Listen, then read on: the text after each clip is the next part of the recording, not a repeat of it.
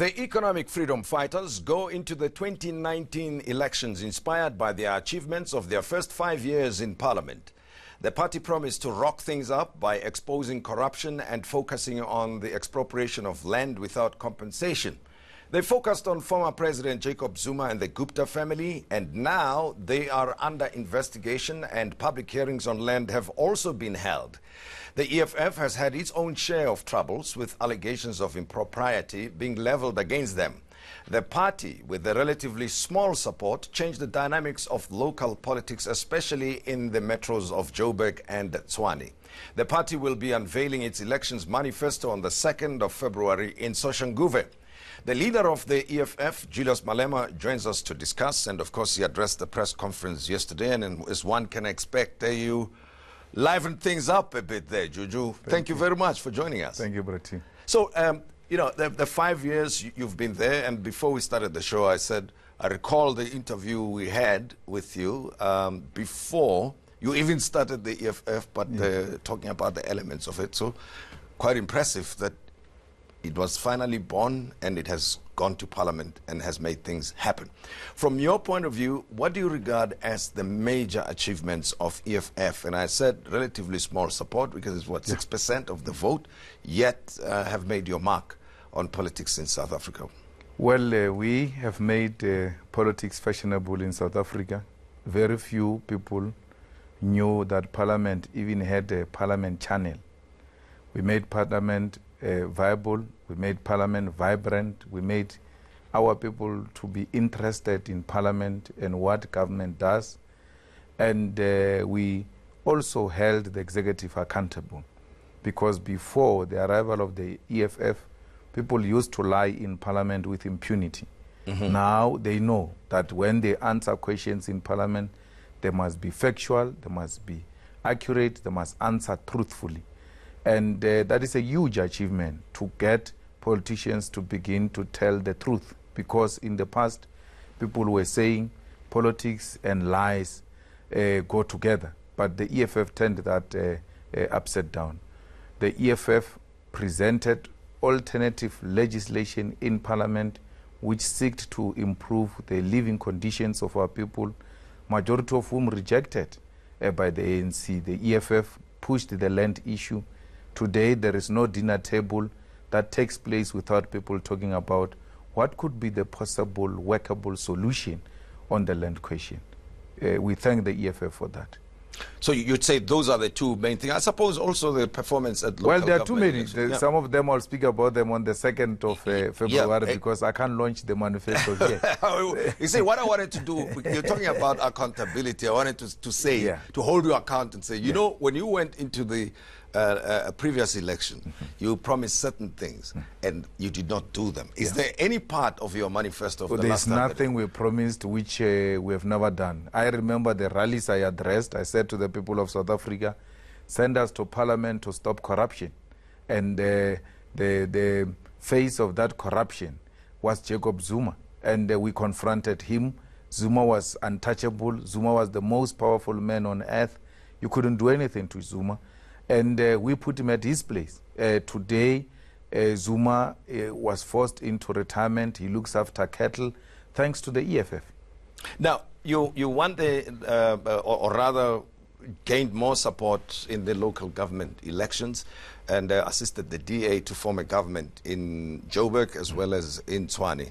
And for some reason, in the case of Nelson Mandela Bay, you opted to bring the DA down there, or the mayor of the DA in Nelson Mandela Bay. What's the difference? Why the inconsistency when it comes to Nelson Mandela Bay compared to Tshwane and Joburg?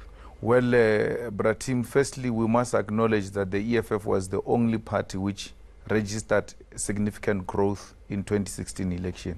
The DA declined in terms of numerical strength. The ANC declined. And we are the only party that increased with 200,000 votes.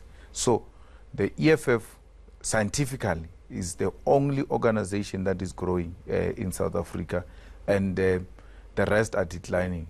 In Nelson Mandela, when we were negotiating with the DA about expropriation of land without compensation, they outrightly rejected it. and they were unreasonable about it because the DA exists to protect the white interest. Then we remembered that when we were negotiating with the DA in 2016 about municipalities, they were prepared to give up everything except Nelson Mandela because the candidate was a white person. And we said we must hit them where it matters the most. So when they voted against land expropriation, they had to be punished. And that's when we went to Nelson Mandela because we knew if we punish them in Nelson Mandela, they will feel the pain. Since that day, we became the biggest enemy of the DA because in the DA's DNA, you don't touch a white person. Otherwise, you will die. Are you convinced of that, though? Because you say it repeatedly, and you know you've also been accused of bringing about raising tensions between racial groups in the country. I'm not bringing any racial tensions. They were there. They've always been there. Mandela didn't resolve them. Mbeki didn't resolve them. Zuma didn't resolve them. You cannot resolve the racial tension if you don't change the patterns of property ownership in South Africa. The tensions exist because of the haves and the have-nots, the owners of property and those who do not own property. And those who do not own property, they are aggrieved that their property was taken from them by force. And it's not me. It happened long before even my great-grandparents were born. So I'm not bringing any racial tension. I'm just speaking the truth to power. Let's give you an example.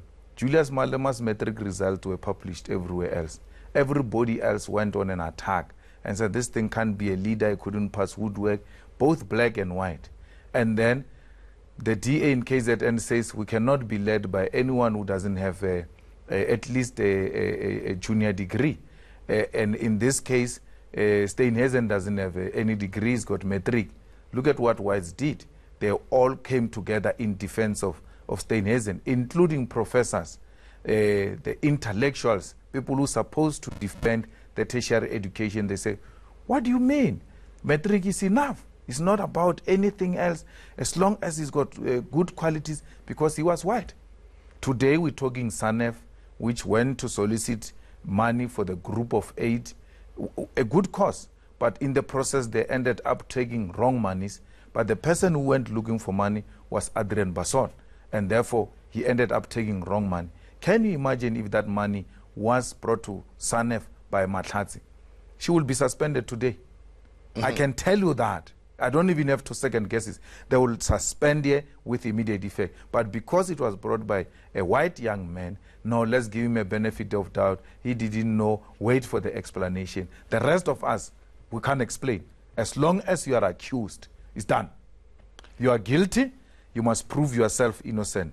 And that's how that's not how the law operates. I will come back to some of the points that you've just made. I want to touch on the manifesto that you've put together, and you will be unveiling on the 2nd of February in Soshanguve. You went around consulting with different stakeholders. What emerged for you that you think still aggrieves South Africans and needs to be addressed urgently following your consultations? Well, in all the sectors that we have spoken to, the disabled people, the black professionals, the people in the creative industry, all of them, black Africans are still marginalized.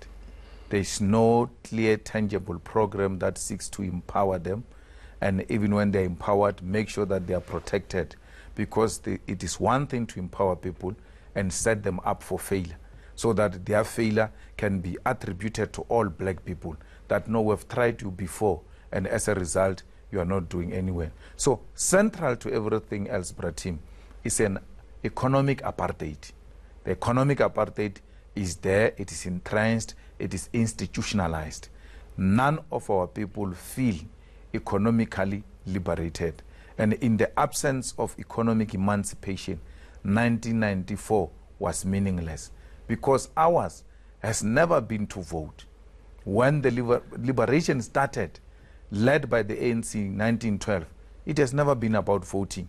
Voting came the demand for us to vote came much later. The people demanded the return of the land and the stolen cattle. Why cattle? The cattle represented at the time the wealth of our country. That's what people demanded, that which constituted the founding core principles of the revolution have not been achieved. No land, no wealth in the hands of our people. I get a sense that that's going to be the core message, right? Absolutely. Yeah. We ought to put practical programs. So in the EFF manifesto, we say we will do this in this area by this time. This will be the anticipated results. So the problem is jobs amongst young people. 45% of young people are unemployed. So you ought to create jobs. Whatever you do, but it must be accompanied by job creation. Let me ask you this question. I mean, what do you think went wrong? I recall, I think it was 1999, when then Deputy President and became President Thabo Mbeki started speaking about a country of two nations, and then promoted ideas of black economic empowerment, affirmative action. And in the middle 2000s, there was talk of black diamonds, emerging young black people who were being appointed to at least middle management, senior management, and women being appointed to top positions. And somehow the whole story died down, and whatever the gains that were there were reduced. What do you think happened? No, the problem was that of all those policies, they were not our own creation. It was a white man's creation saying, this is how I'm going to accommodate you. We need to collapse the system. We don't want to be accommodated. We need a total overhaul of the system, and which will not mean, token, individual here, individual there. It was bound to fail. So for as long as there is no disruption of ownership of property in South Africa, you must be guaranteed that this selective inclusion of individuals, majority of whom are politically connected, it will not work. It must be a system that empowers the ordinary. Then you know that empowerment of the ordinary, then majority who relate with those ordinary people will benefit. But I can count them. There are very few. It's Tokyo, it's Muzikumalo, it's Patrice Motsepe. I don't think there are more than 10. And majority of them, it is Nelson Mandela who called them and said, you, here is a startup money, go and start a business and be empowered. We're deploying you into business, including the current president of the country and the ANC was deployed into business by Nelson Mandela. Individuals picked up, and then you call that a transformation. It can't be a transformation. It will be a transformation if it just picks up an ordinary man without connection in Soweto. And we just see this fellow emerging because the environment is so conducive to allow the ordinary to emerge, not the politically connected. Well, let's explore that idea further in a moment. Julius Malema, the leader of the Economic Freedom Fighters, is our guest here on the Modise Network. And also, we urge you to join in our conversation on social media, the hashtag the Modise Network. Don't go away.